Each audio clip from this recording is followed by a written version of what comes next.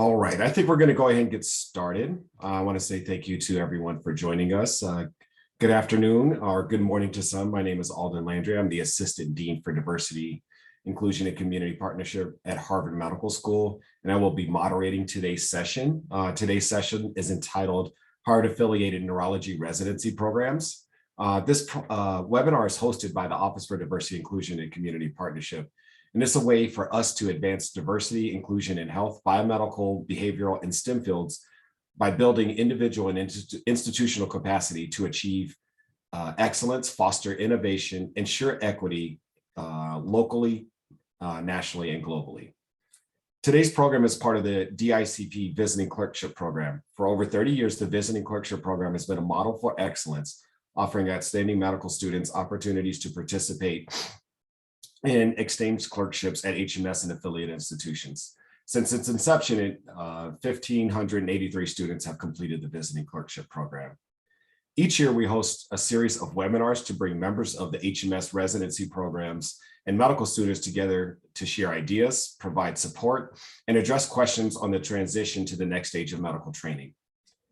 These webinars provide an opportunity to discuss the application process, address questions from students regarding away rotations, as well as other concerns that students may have. This year's webinars will include neurology, dermatology, otolaryngology, radiology, and urology. The dates for these programs will be listed on the final slide in today's presentation. You may also find them on our website, which will be posted on the slide that you can see. Additionally, prior webinars from prior years for other residency programs, including but not limited to anesthesia, emergency medicine, internal medicine, pediatrics, and some of the surgical subspecialties are also available as they've been archived on our website as well.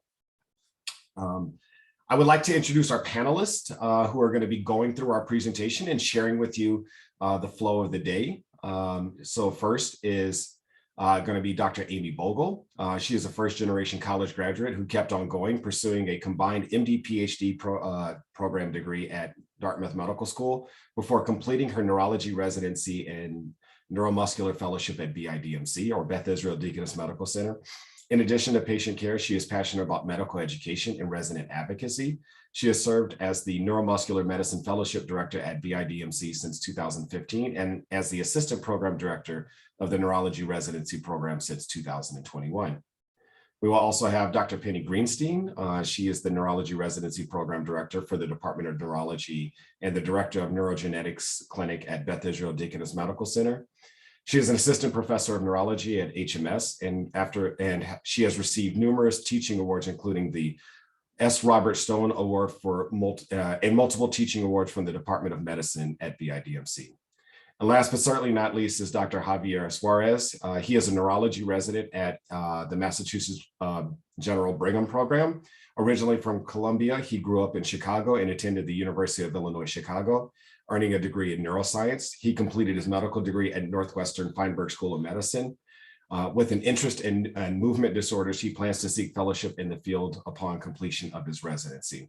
And I want to say thank you to our panelists for joining us. I'm excited to be a part of this conversation. We've actually had a number of individuals reach out to us and say, when are you going to do neurology? So I'm excited that we have the opportunity to do so.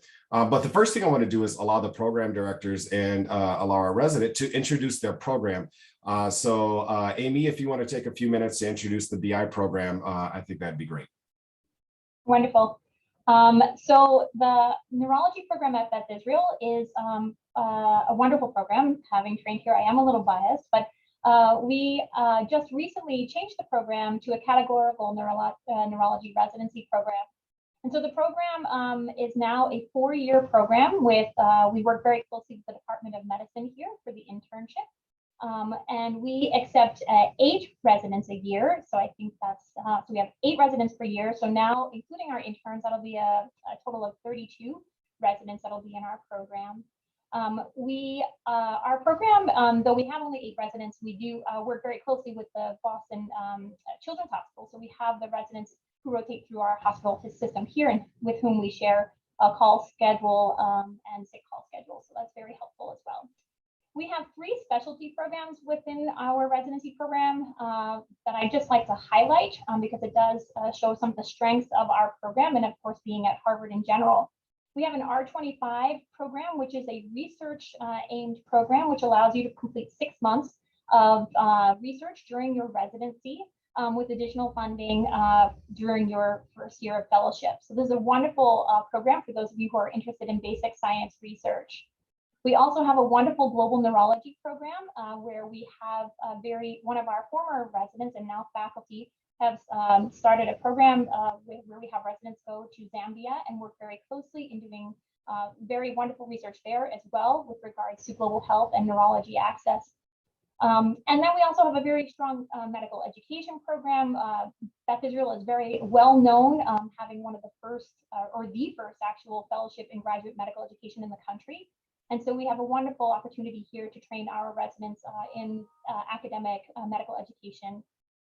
We also have 10 subspecialty programs and fellowships within neurology. So if you're interested in different fields within neurology, we have fellowships here, which certainly will be available for you to apply and learn more about during your neurology residency training. And the thing that I really think that I'd like to highlight about our program is, with all of these opportunities that we have, and Dr. Greenstein can account, we are 100% committed to personalized training and mentorship. And I think that's something that about our size that allows us to kind of really get to know you and get to know where you want to go, and we can help you get there. Thank you, Amy. And next I want to turn to Javier so you can talk about your residency program. Great, thank you. So the MGP, it's kind of the new name for the program. It consists of both the Mass General Hospital and the Brigham and Women's Hospital. The program includes 56 residents, adults, neurology residents in total. It's the largest in the country. There's about, and that's an addition that's relatively new, with an addition of one more resident per class. There's 19 of us per class, and then we also have a child neurology residency, which is much smaller. So 6 residents in that program. There are about 25 clinical fellowships. MGB is also quite flexible, so there's a lot of combined fellowships as well. There's a few people doing a few very particular fellowships, and so it's great for folks who have a particular clinical interest that might not, a research interest that might not fit into one of the kind of established fellowships. There's a lot of flexibility there. And we get HMS medical students or Harvard medical students doing their neurology rotations at both hospitals pretty much throughout the year. One cool aspect of the MGB neurology program is the house system. It's really kind of, because the residency is so big, it's designed to kind of promote sub-communities across classes. And so there's 4 houses, and they're just colors. It's not anything super fancy Harry Potter names or anything. They're just kind of colors. But the idea is that you have these sub-communities of residents across classes and kind of intermingle that way. There are certificate programs very similar to what Dr. Kirsten Bogle had just mentioned with the tracks. There's a research one, there's a medical education one, quality and patient safety, diversity, inclusion, global health, and you can actually mix and match a lot of those as well. And really, it's just designed to create an emphasis on some sort of project and connect you with mentorships in that field. There is a group of women in neurology as well, also kind of designed for primarily networking and mentorship. There's a health equity curriculum that was actually resident created as part of the diversity and inclusion certificate program. We have a multitude of resident wellness resources, and the coordinators as well as the directors and the chiefs are always looking for ways to improve resident wellness, whether that be through social gatherings, which we're newly able to kind of perform a little bit more in person, or small things like extra cafeteria credits, extra MGB gear and neurology kind of swag and such. So There's information there. We've got pretty active on Twitter. There's Instagram as well. As it's called Harvard Neurology. And we frequently have, resident takeovers, and you can kind of learn more about the program through the stories on those Instagram accounts as well. Wonderful. Thank you for your introductions of your programs. And I think that gives us a good insight into the programs. I just want to give a couple of housekeeping notes for those who are watching the webinar. The chat is closed. However, if you have questions for our panelists, be sure to drop those into the Q&A function. We will try and go through and bring in some of those questions into our discussion as we go forward. In addition, we're going to try and make sure that we really answer some of the questions that trainees have been asking us, or applicants to residency programs have been asking us, and really go through this in a systematic way to make sure we go through this discussion. At the end, we will have an opportunity to really tease out some of the questions that we may not have gotten to. And we will also make sure to share with you information about the programs themselves and future information about other webinars through formal emails. Additionally, this webinar is recorded, and we will post it on our website like we have other webinars. And so if you're looking because you really wanted to, hear an answer to a question again, or maybe go back and get, a fine point that you may have missed, we're going to have that posted on the website. And so with that, Lynn, I'll ask you to go ahead and take down the slides. And I just want to really have a conversation with our panelists. I do also want to point out that Javier is stepping in because one of his colleagues was unavailable today. And I just want to say thank you, Javier, for jumping in last minute to be here with us. So I guess my first question to you is, and I'll go to you, Amy, from a program director's perspective, what are your overall thoughts about this application cycle and how it's probably going to be different than the prior 2-year application cycle, but certainly different from what we were experiencing prior to COVID? Yeah, I know Dr. Greenstein and I have worked pretty closely over the last interview cycle. I think the main thing right now is, and I know we may be addressing this somewhat later, but thinking about virtual interview season is probably going to be what we're dealing with again this year. This has allowed a lot of people to get to connect with us virtually, but of course, we try to create the sense of the vibe that you would get here at BI. So virtually is a little bit harder, but I think we have a wonderful way to do that with connecting with our residents online during the interview season. We also, I know there's been a lot of questions about like supplemental applications and how and when or if neurology will be using them. And that is something that's sort of still up in the air for neurology with regards to, geographic signaling and all that sort of thing. So we're not currently listed as participating this year through ERAS based on my knowledge, but that may be coming up next year. Interesting. I have lots of questions about the supplemental application. We'll try and tease some of that up because I think it's important for applicants to really have a full scope of what's going to be expected of them throughout the application phase, with this new wrinkle that some people weren't necessarily prepared for. And to be honest with you, even those of us who are, on the administrator side, who should know a lot about this, are still in the learning phase as well. Penny, I want to turn to you. What are you doing to prepare yourself and also everyone on your team to be involved in the residency selection process to prepare for this application cycle? So virtual interviews, and the AAMC came out with a position statement just yesterday to say that this cycle will be virtual. So we've accepted that. And actually there are advantages that I think the students should be favorable for the students. First of all, it saves a lot of cost for them to travel to a million places and staying in hotels and being held up by weather. And our job is to create that same immersion as if they were in our program right there and then. And that's what we're going to work hard for. There are a lot more interviews. I think if you look at our last cycle, we had 750 applications to neurology, 400 were from the US, and about 300 were international. And the hardest part is that we have a very short time, probably about a week, before the invitations go out. So this is a scramble to read these very talented people's resumes, letters of recommendation, personal statements, and then invite people for interviews. I can give you the statistics of last year if you're interested. We sent out 163 invitations, and 153 chose to interview us, from which we matched 8. We had an incredibly successful match with really wonderful, talented people who are also just really nice. And so we were thrilled and delighted. I will add that actually one of the applicants that has matched with us actually matched through the visiting rotating clerkship with us. So that was really wonderful through this program. So it's really wonderful in order to meet people and get to know a face before the application cycle is definitely helpful.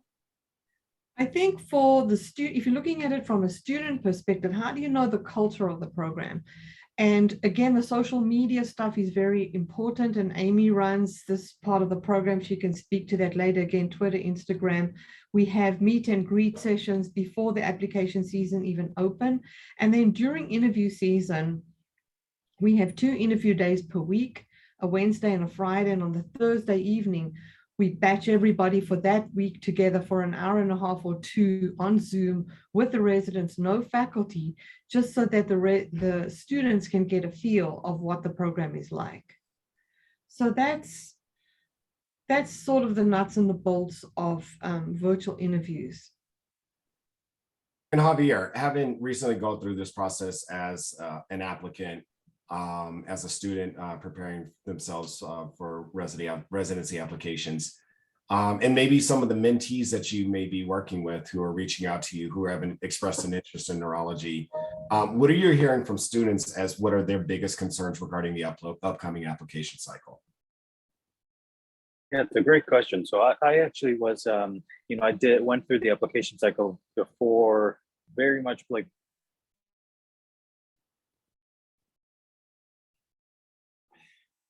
and so it was all like making sure you only applied to places within kind of your means, and so it was a bit limiting in that regard. And so I think that what concerns people a little bit more now is, okay, now that I don't have to necessarily go anywhere, what kinds of places should I apply to now? Should I just cast like an enormous net now? Should I just apply everywhere just to see what happens, or what kinds of criteria should I even be looking for if I can't go and kind of get that experience of being at the place and seeing how people interact with each other? And it's not an easy question to answer. Typically, what I recommend is if you are looking for a particular geographic region, whether that's because of family or a partner or whatever, kind of look, try to look carefully about where would you be willing to live, just from a purely geographic sense, and then within that, look for programs that within that region, and then in the interviews themselves, it's much harder to get a sense of a pure program culture over Zoom, but if any programs, and they should, I mean, I guess I'm not sure how many are doing this, but they should have a time when it's just the residents, when you're just able to speak with the residents, and that is kind of where I would pay very close attention to how they talk to you, how they talk to each other. Do they seem like they're having a good time? How many residents are showing up? Is it a place that only 1 or 2 people can be there because the schedule is so busy, or is it a fair amount of folks that are able to make it and want to take the time to speak to you all? That's kind of what I would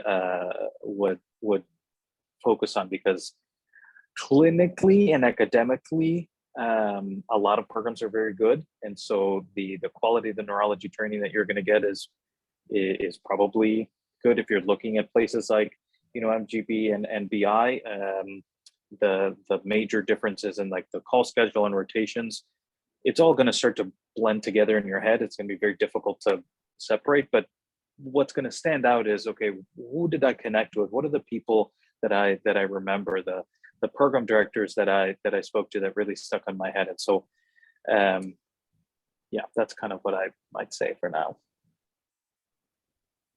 Thank you. And actually, Javier, I'm going to stick with you because, just continuing this conversation about getting to know programs, thinking about where to be, where you're going to be happy, where you're going to be comfortable, where you're going to be, where you're going to thrive. Part of what we're doing is focusing on underrepresented medicine individuals, making sure that those students feel as if they have place where they can thrive from an education perspective and from overall a personal and professional perspective.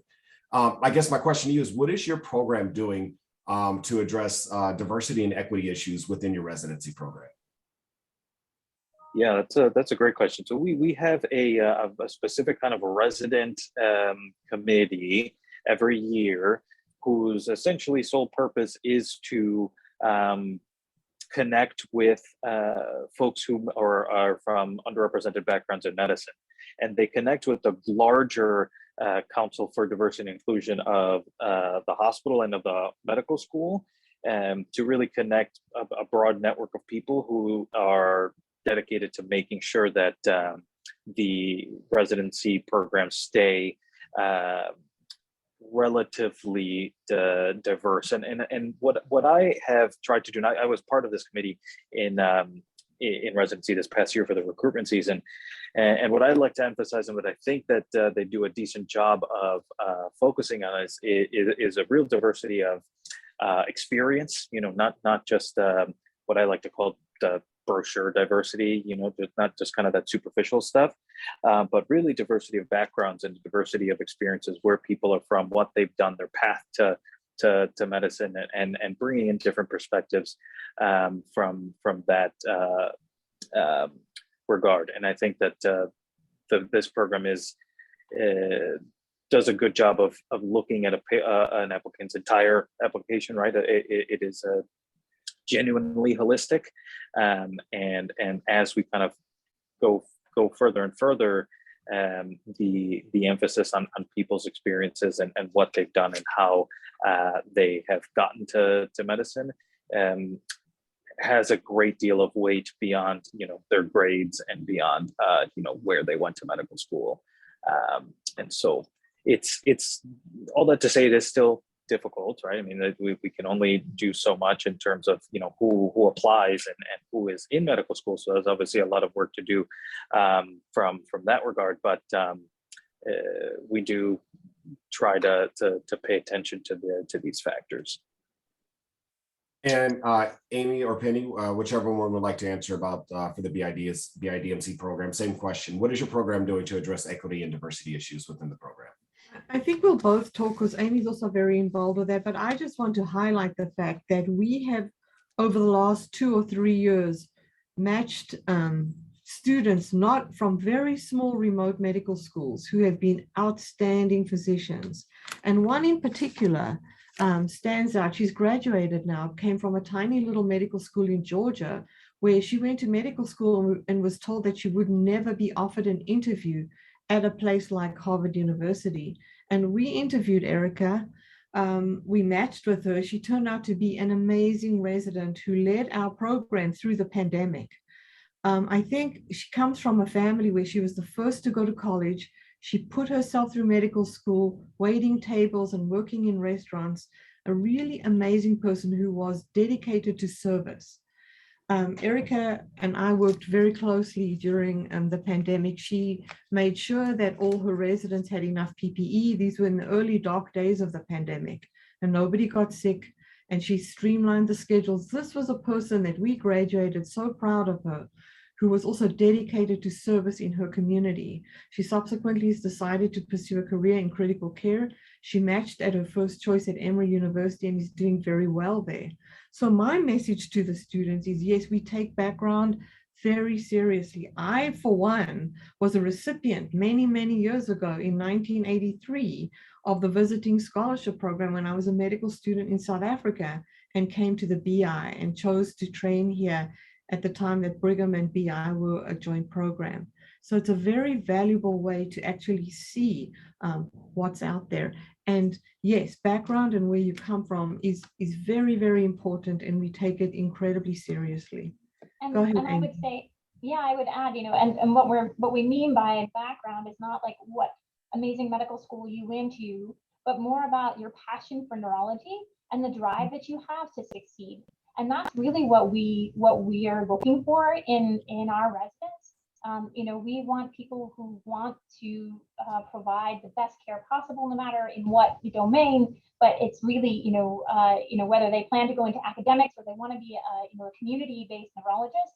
We just want people who really want to learn and want to be the best neurologist possible. And that's our goal when we're looking at applicants, is really sort of looking through and not really, it doesn't matter if you went to a community college and then, went beyond. I mean, it's really, it's where you're going and not necessarily where you came from. Great. And I really appreciate how candid those answers are, because I think the reality is, the assumption is that Harvard only brings in certain individuals from certain institutions with certain, aspects of a resume. And I think it's really important for us to stress that if you're interested in our programs, if you think that you would thrive here, and if you think that this is the best place for you, then you should be submitting your application to our residency programs. So I'm looking forward to seeing more applications from individuals from diverse backgrounds, recognizing they have value here.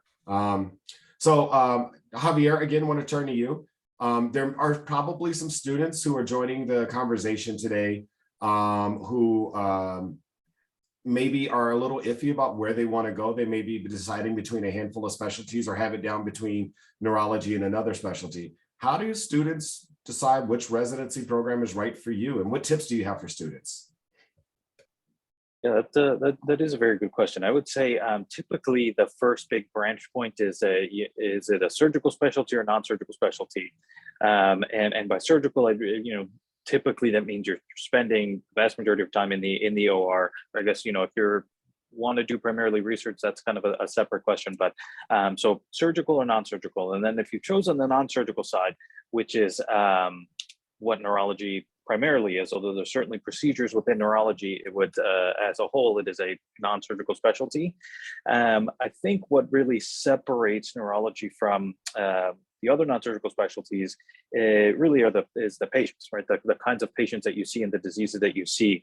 And the difference that you can make as a neurologist is vast in terms of a patient's quality of life, and you interact a lot with families in neurology too, and loved ones. A lot of times people's independence is affected by neurologic diseases, and so you're talking with people's kind of social circles, and that to me was very valuable, right? Kind of with going beyond just kind of, okay, what's this person's disease and what's the pathophysiology and what's the treatment. Apart from the medical side, neurology touches on a lot of the kind of softer social aspects of a person's life, and that is to me, again, very kind of powerful and privileged aspect of being a neurologist, is being able to interact with and really make a difference in those aspects. People like to kind of poo-poo neurology as, oh, you can't treat anything, you can't cure anything. Like, we can't cure diabetes either. We can't get, there's a lot of diseases that we can't cure, but you can still make a really powerful impact on a patient's life. And the diseases are just very cool and interesting.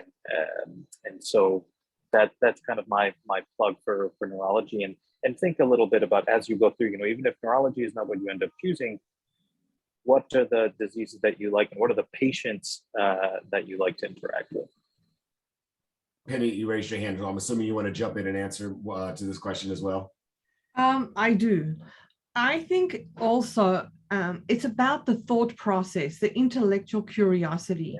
Yeah. It's very much a medical specialty, so the thinking is sort of medicine-based, but the beauty of neurology is the logic, the power of the exam, the correlation between the imaging finding and what you do. It's like solving a little puzzle, certainly at the bedside. And it gives me great pleasure when you see the residents' eyes light up when they diagnose a lumbar radiculopathy in clinic, and suddenly there's a big disc on the MRI. Oh my goodness, and then you can fix it. So I think that correlation really fires up medical students as well when they're learning. And then I think the thing that we also like to encourage, of course, is the curiosity, the thought about pathophysiology. How does this disease work? And I'm a geneticist as well. So as we dig down further to understand mechanism of illness, to ultimately come up with cure, that interface is also very interesting to very smart medical students like all of these people watching to figure out how it works. I chose neurology because I loved internal medicine, but I thought that doing internal medicine would only give me a superficial knowledge about a lot of different subspecialties, rheumatology, immunology, cardiology. I could know a lot about a lot of things, and I really wanted to dig down. And when I was on my visiting rotation here and I saw how beautifully neurology was taught, the thinking behind it, the imaging, the pathology, the genetics, that's what sold me.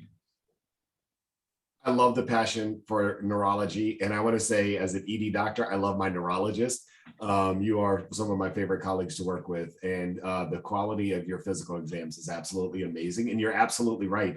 Just watching them come and engage, Javier, you talked about engaging. There's so much of that component that, we in the ED aren't able to really tease out some of the social aspects of a conversation. And you all do such an amazing job to that, as well as what you said, Penny, was really, pinning down where the lesion is and helping us come up with treatment plans. So you just, as a small shout out, thank you to you all as a specialty.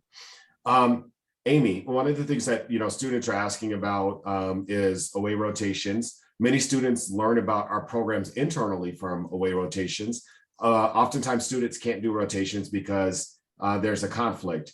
What are ways that students can learn more about residency programs if they are able to do rotations, and also if they aren't able to do an away rotation with us? Well, I would definitely encourage anyone who can do if you're interested in a specific region or a specific program, definitely attempt to do an away rotation at that institution. As I've mentioned, historically, we have matched people who have done rotations with us as medical students.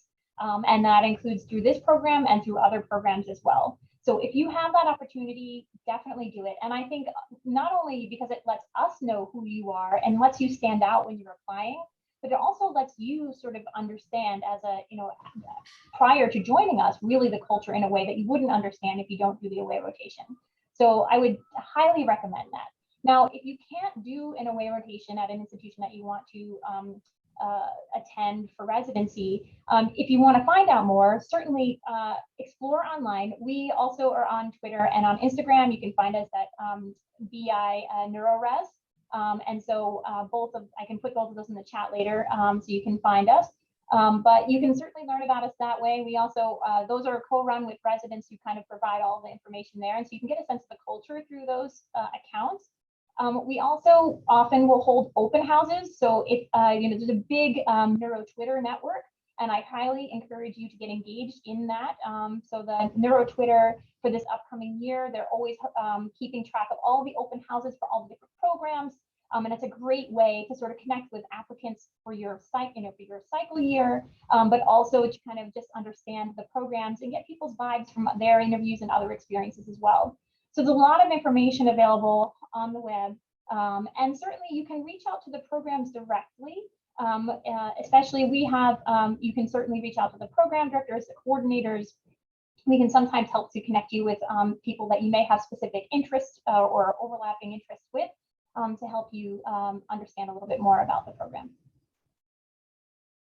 And just to underscore, the visiting clerkship program, as Amy mentioned, is an amazing opportunity for students at U.S. and Canadian affiliated medical schools. We often host students interested in neurology between both the MGB and BI programs. And it's always a pleasure to have students rotate with us. And there's still time to apply to our away rotations through the VSAS and VCP websites.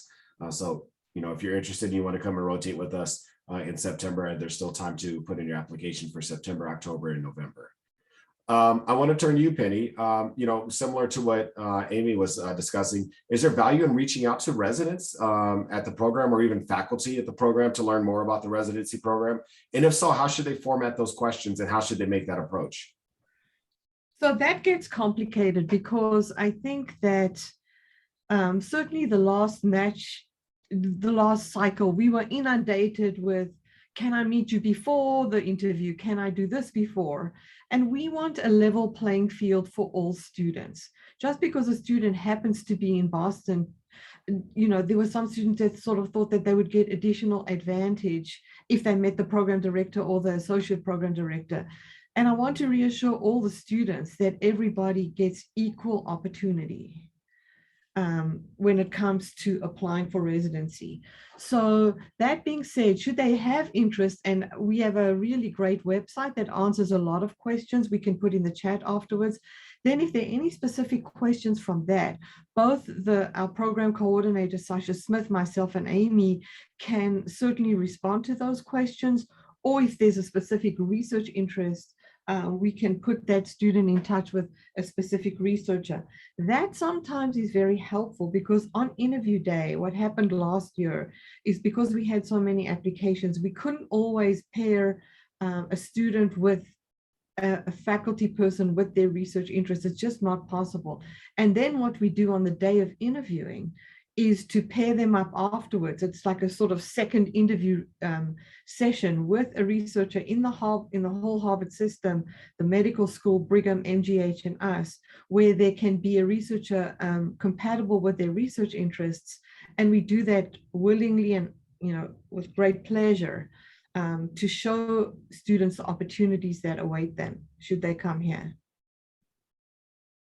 Thank you. And I think it's important to know that we're trying to make sure that there's parity in the application process, and so that someone doesn't benefit, especially because there's so much angst about this process. And so Absolutely. It's good to know that you're trying to make sure that it's a level playing field.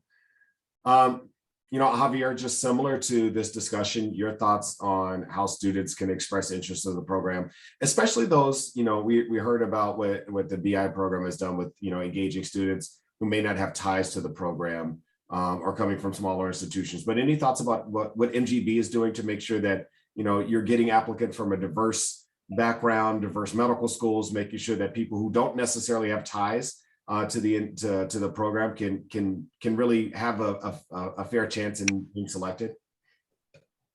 Yeah, I mean, I think that's just a part of the philosophy in general. So, me, for example, I, grew up in Chicago. I had never stepped foot in Boston before interviews and didn't know anyone at, Harvard. I didn't, have any kind of ties to the system. And I, was still offered an interview and obviously matched to the program. And so I think that it's just a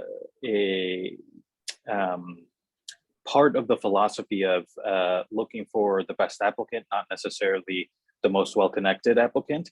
And so that should not deter you from applying if this is something that you're interested in. Now, how do you kind of even decide whether or not you would want to apply? The Instagram and Twitter goes through a rotating set of people who are in charge of it, and so it's an open account, so you can follow the account and direct message the account, and it is a resident run thing. So like the program directors don't run it or really see it, and so you can ask questions there, and there will always be a resident who can answer them, and obviously take the conversation elsewhere through email or phone as appropriate. And then these kinds of things where you can meet people from the program, and typically our contact information is there, and email and such is available. So that would be my recommendation. Don't feel like you have to be best friends with any program director or coordinator in order to get into a program, because your application and your kind of connection with the people on the interview day is kind of be what matters most, not so much did I talk to them beforehand, did I get my foot in the door. It just is such a tiny piece of this whole process that it's not going to be like what makes or breaks you in the end. So don't feel pressured to do those things, but certainly look for the visiting clerkship programs, look for the away rotations to programs that you're interested in.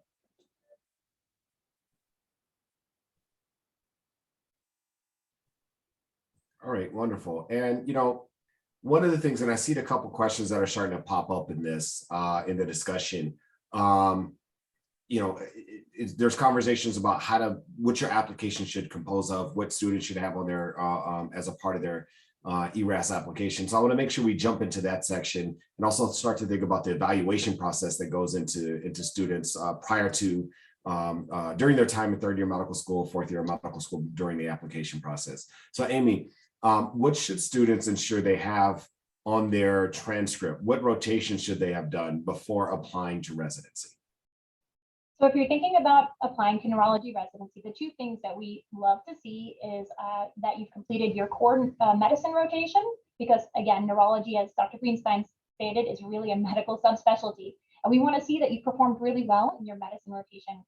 Again, we are recruiting in conjunction with our medicine program here for our interns, and they want to see that you've had a very good experience and very good grades in your honors, like honors in medicine, that sort of thing. We really want you to excel there.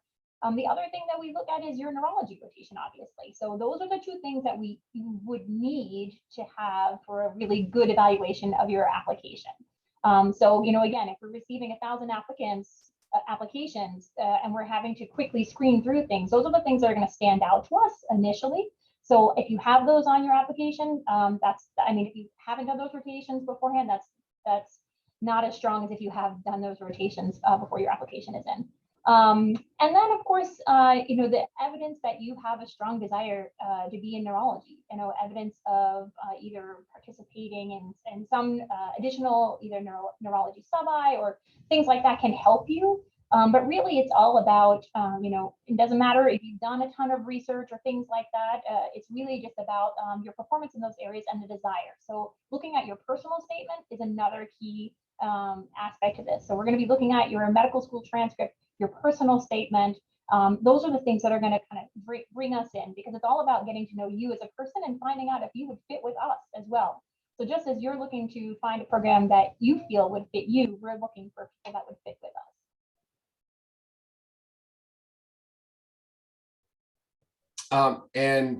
Along those same lines, Penny, can you speak again how program directors assess a student who are doing OA rotations, who are visiting you? How does that help an application, and what can that potentially do to hurt an application?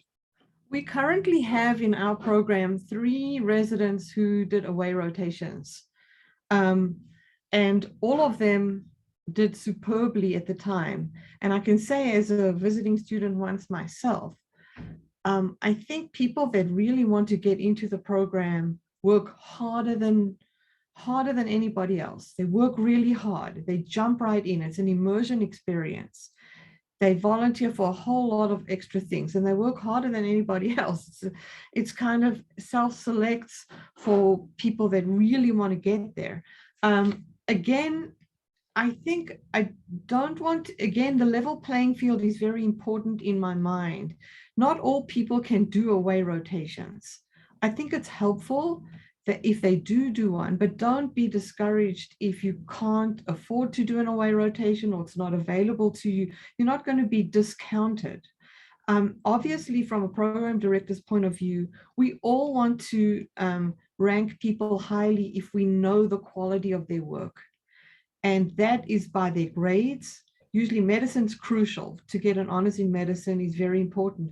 And before we had the categorical program, it was almost impossible to get an internship at BI if you didn't have an honors in internal medicine. With the categorical now, we've got more negotiation. So if you didn't get an honors in medicine, but you got close to honors, but you honored in 6 other subjects, what we're looking for is dedication, commitment, hard work, because that's what a rotation is all about. Putting in the time and the reading and the commitment to learning. That's who our residents are. And those are the kind of people that we wish to draw into our program. I might also add, that idea that the visiting rotation is really the reason why, again, as we're talking about level playing fields, is you can read all the applications that you want, but getting that sense of, again, you can read about how great they were and what their teamwork was like and their ability to work well in a team dynamic, but it's different when you see it. So what happens is with the away rotations, we have then evaluations from our own faculty, right? So those evaluations from our own faculty are helpful in sort of providing us additional insight. It's just another way to provide additional insight into your work and to support your application. It's really what it is. That does the application that we have in front of us match up with what we saw when you were here rotating with us? So Javier, one of the components of the application is letters of recommendation. Thinking about who you asked for letters of recommendation, can you sort of walk us through the process on who you asked for letters, how you asked them, and what did you do to help the letter writer do their best to put a solid letter in for your ERAS application, understanding that you don't necessarily get to see what's going on in that letter? Yeah, no, it's a good question. I mean, I think that that's a difficult part, especially as a medical student, when you're like rotating through all these places, and it's hard to know, who exactly is the best person. I think that in general, if you're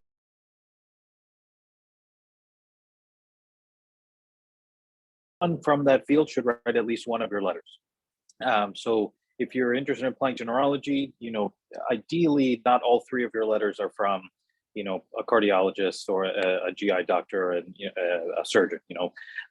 If you happen to connect and did very, very well in a particular rotation, and someone you worked with for a decent period of time and can really attest to the quality of your work, can write you a letter, it's okay to ask them for a letter, right? That's going to be the important part, is that they know you well enough that they can write a letter without it sounding generic and by the numbers, and like they kind of plugged it into an algorithm. And that can be hard to know. Typically, you can kind of feel it. My letters are written by an internal medicine doctor, a neurologist, and then my research mentor, who is a neuroscientist. So certainly a research mentor is an easy one, assuming that you have spent enough time whether in their lab or in their clinic, depending on whatever type of research it is, some sort of mentor outside of the clinical realm that can speak to your strengths outside of just the hospital is also good. Again, I think that the key part of whenever you ask anyone for a letter is, have I spent enough time with them for them to be able to really comment on my performance, for them to say a little bit something about me as a person. Like, do they actually know me? Can they pick me out from the dozens or hundreds of other students that they've worked with, and would they feel comfortable writing the letter? And so that's kind of broadly what I would think of is identifying people whom you've worked with. And if you feel like someone's maybe on that borderline, say, hey, can I spend some time in your clinic if you have any elective time? If you think, this person, I felt like I connected with them, but my rotation was only a week or two, and so I'm not sure if they're going to write me a letter. That's when you kind of maybe say, okay, let me try and spend some more time with this person. This might be a good letter. It might just not be strong enough right now, but if I can put in that another week or two in their clinic during an elective, for example, that can kind of create that stronger piece, for me, for them, but for me, right? That's kind of thing for them to know me better so that they can write me a better letter. It would be my recommendation. And Amy, huge component of the of the application is the personal statement. I know a lot of applicants think we don't actually read them, but we do. We pay attention to a lot of those words. Can you tell me what you're looking for in a personal statement? Yeah, I mean, this is, having read hundreds of personal statements over the last couple of years, the thing that we really look for, again, is the personal connection to you, because it's all about how we are trying to bring people in. But everybody clearly loves neurology, so you can talk about how you love neurology. That's fine. But what we really want to know is about how you got there. What is about your story? What is it that drives you? Because that's what's going to help us remember who you are, and and kind of get us a sense of would you be someone that we think would work well here? So I would say, you know, putting your personal story, putting your connection to neurology, whatever it is that sort of is the thread that got you to this point, is really very helpful for the personal statement.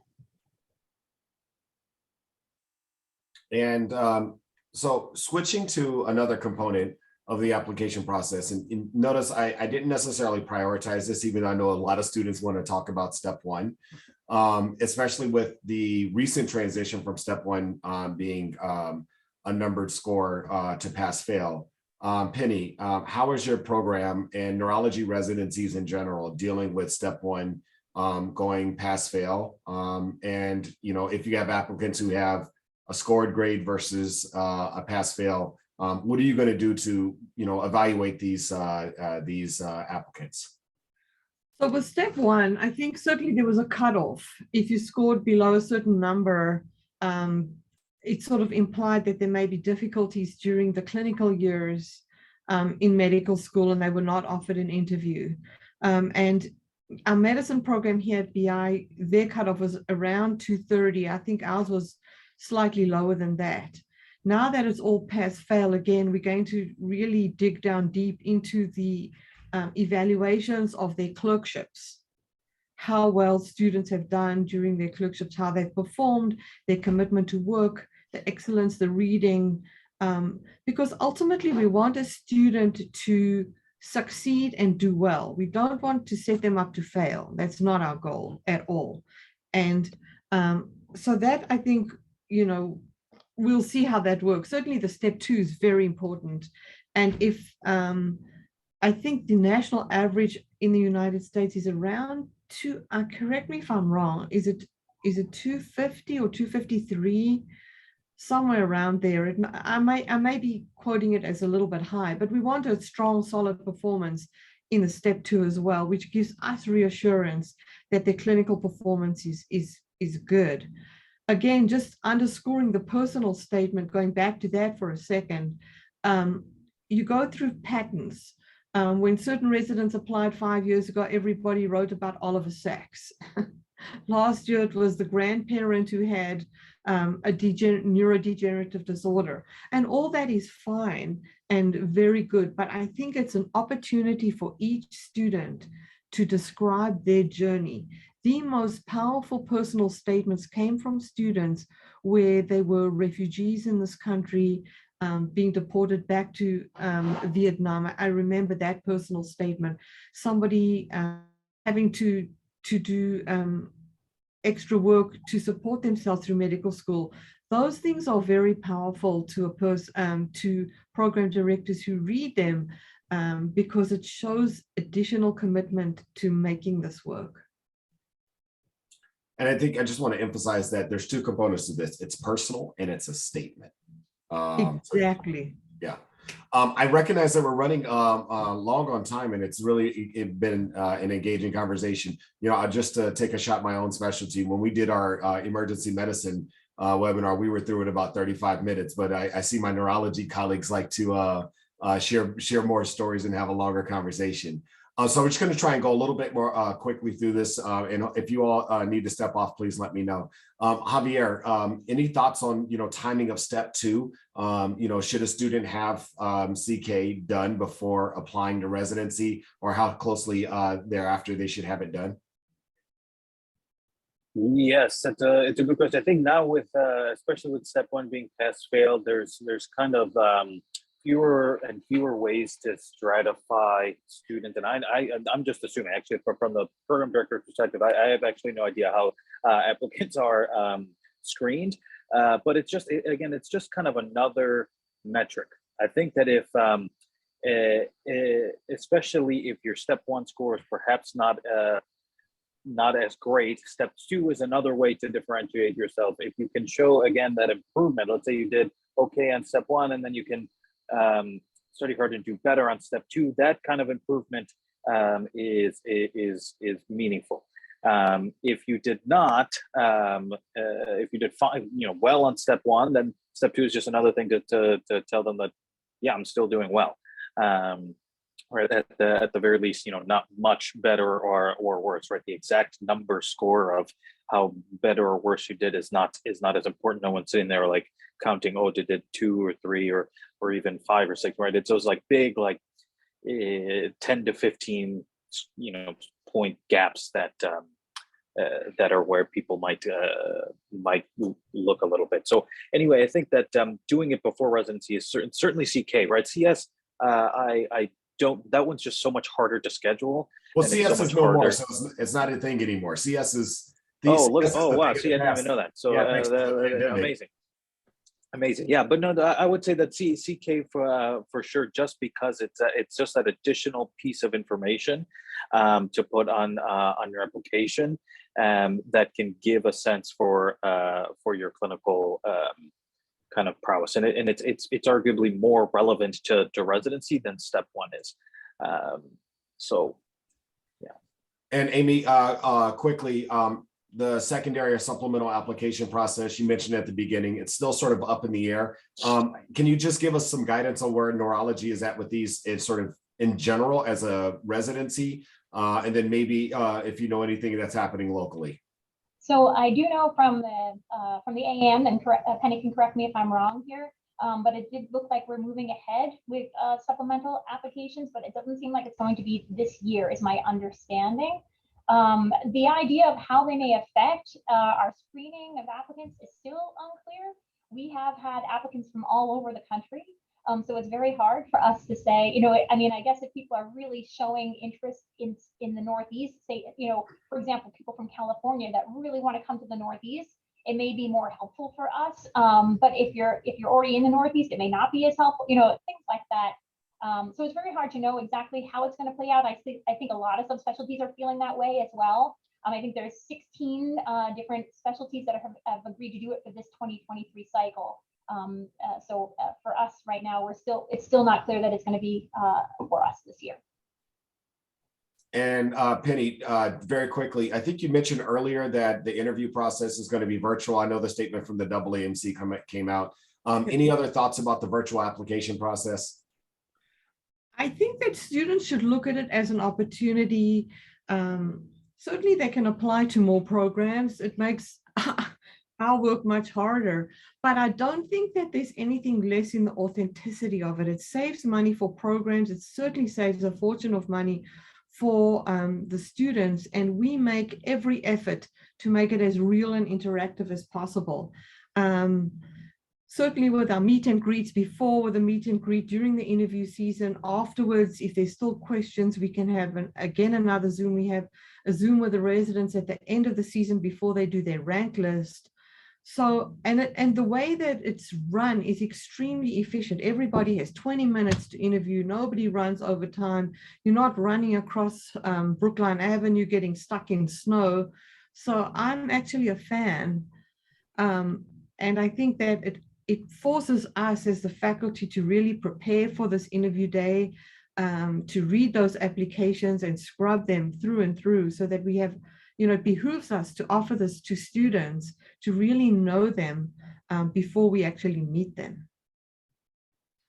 And just as a way to try and make sure we keep the conversation going, Javier, very quickly, any thoughts on what students can do to prepare for the virtual interview process?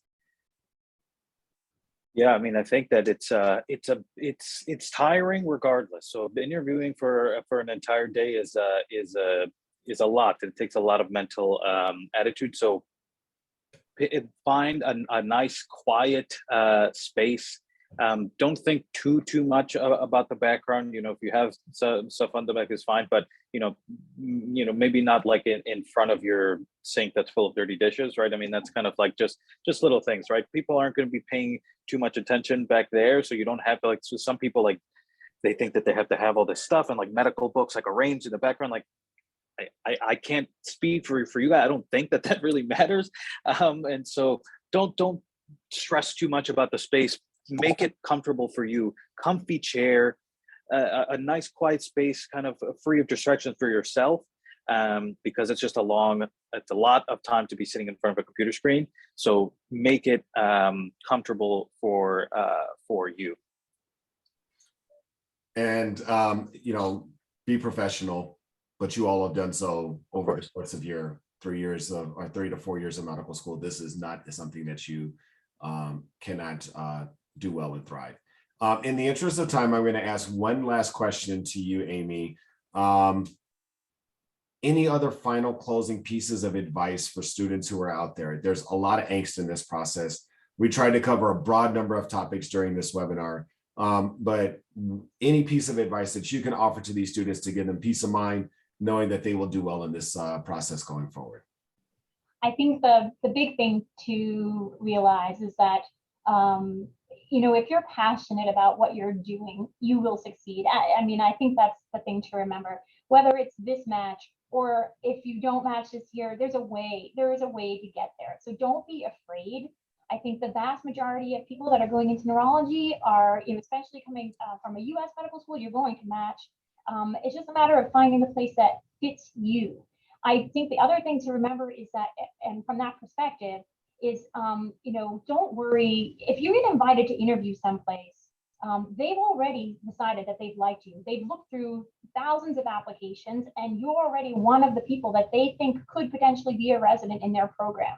So don't be afraid when you're making your rank list and all of that sort of stuff about, oh, I don't know, you know, just rank it the way you feel it. Get a sense of the program, get a sense of the way that they treat each other, the way that they work with each other, and just ask yourself, do I want to be more like these people? Because ultimately you will become more like the people you train with.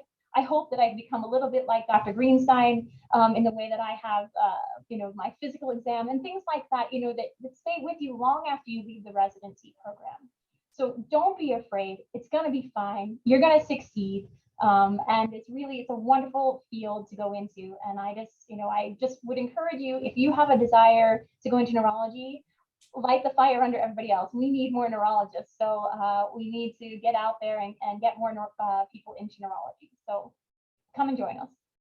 Oh, that was a perfect way to end with a very passionate plea for the amazing students to join us, who are joining us to consider a field in neurology. I just want to say thank you to Dr. Greenstein, Dr. Suarez, and Dr. Bogle for being here, taking the time out of their day to be a part of this webinar. I think this is a really informative discussion. As I mentioned to the participants, we will have this recording posted online. So if you want to go back and listen, or if you missed part of it because of clinical rotations, or if you have a classmate who you know is interested in neurology but wasn't able to join, please refer them back to this webinar. Lynn, can you pop up the last slide so we can just give students some more information about other other webinars that we're going to have, as well as show the very short survey? Awesome. So next week, we're going to be talking about dermatology. June 7th is otolaryngology. We will have a discussion on radiology, and we will round it out on June 28th, not the 88th, with urology. There is a quick survey that you all are asked to fill out for us. 5 questions, gives us more information on how to make sure we do our webinars better. I want to say thank you again to our participants. Thank you for Lynn for organizing this through the background. Thank you for all the students who joined us. And we look forward to seeing you through the interview trail, hopefully seeing you here for an away rotation, and most importantly, seeing you here as one of our incoming trainees in the next year. With that, everyone have a good day and enjoy the residency, the application process. Thank you. Bye-bye.